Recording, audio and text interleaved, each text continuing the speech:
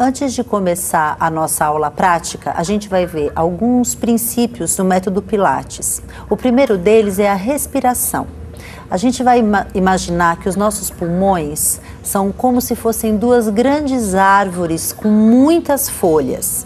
A gente quer respirar por cada uma dessas folhas. Se a gente imaginar que os nossos pulmões ficam dentro da nossa caixa torácica, ocupando todo o volume dela, a gente quer respirar em todo esse volume e não apenas na parte da frente do corpo.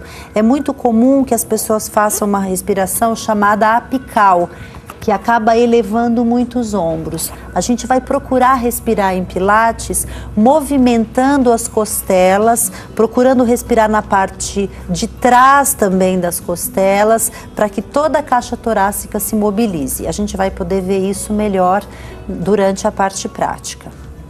O segundo princípio é o do alongamento axial da coluna vertebral e o da coluna neutra, eles são juntos. Se a gente for observar uma coluna vertebral, a gente vai ver que ela é composta de algumas curvas. A curva da coluna cervical, que forma o pescoço, a torácica, a curva lombar e o sacro. A coluna, ela fica eficientemente alinhada e ela recebe cargas de uma maneira eficiente quando ela está com suas curvas preservadas e não retificada.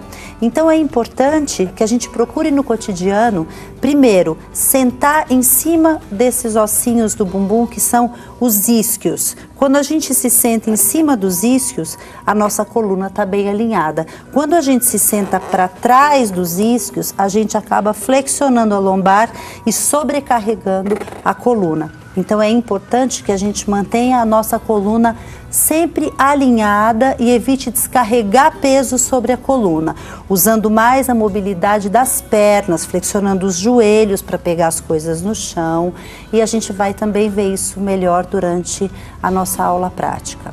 E o terceiro princípio é o princípio da ativação do centro de força. É um princípio muito importante, criado por Joseph Pilates, que é o Powerhouse. Ele é mais conhecido como Powerhouse. Vamos imaginar que o nosso centro é como se fosse uma caixa.